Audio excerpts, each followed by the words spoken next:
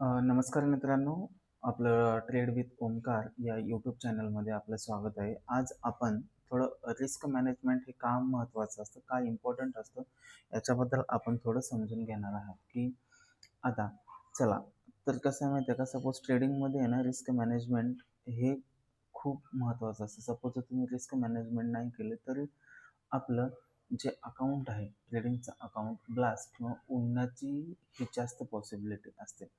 तर ठीक आहे, आता सपोज तुमच्यापाशी कॅपिटल आहे 50,000 आणि 50,000 वरती जर जर तुम्ही अं, जर तुम्ही 10% जर रिस्क घेतली तर तुमचे किती 5,000 रुपीज हे तुमचं नुकसान होणार आहे. तर ही जी रिस्क तुम्ही ॲज पर कॅपिटल घेता तर ती खूप मोठी चुकीची आहे. कारण सपोज जर तुम्ही 10 ट्रेड प्लेस केलं तर त्याच्यामध्ये तुमचं टोटली जे काही अमाऊंट आहे किंवा जे काही तुमचं कॅपिटल आहे हे टोटली पण ब्लास्ट होणार आहे. तर तर त्यासाठी करायचं काय माहिती आहे किंवा जे प्रोफेशनल ट्रेडर जे असतात तर ते आपल्या कॅपिटलच्या फक्त वन वन किंवा 2% रिस्क घेतात. ते जेणेकरून की suppose we have 50,000 rupees okay. तर आपली रिस्क किती होईल 500 रुपये हे 1% रिस्क होईल. 2% रिस्क रिस्क किती होईल आपली, ती होईल आपली 1,000 रुपये. तर कधी पण तुम्ही किती पण कॅपिटल टाका, त्याच्या 1% किंवा 2%च रिस्क घ्या. जेणेकरून 10 आणि 20,000वरती पण तुम्ही ट्रेडिंग करू शकता. पण मला असं वाटतं की जर तुमचं कॅपिटल 30,000 ते 40 किंवा 50 पर्यंत असेल तर हे तुमच्यासाठी बेटर असेल. आणि रिस्क मॅनेजमेंट ज्यावेळेस तुम्ही कराल तर त्यावेळेस मी तुम्हाला काही पॉईंट सांगतो, ते तुम्हाला पॉईंट्स थोडं लक्षात ठेवायचं आहे.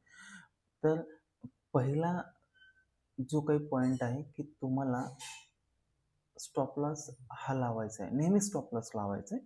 स्टॉप लॉस लावायला विसरायचं नाही. नंतर पुन्हा as per risk management tool त्याप्रमाणे तुम्हाला 1:2चं टार्गेट घ्यायचं आहे म्हणजे घ्यायचं आहे. म्हणजे सपोज तुमचं जर ₹500 जर लॉस होत असेल तर ₹1,000 हा तुमचा प्रॉफिट असलाच पाहिजे. ठीक आहे.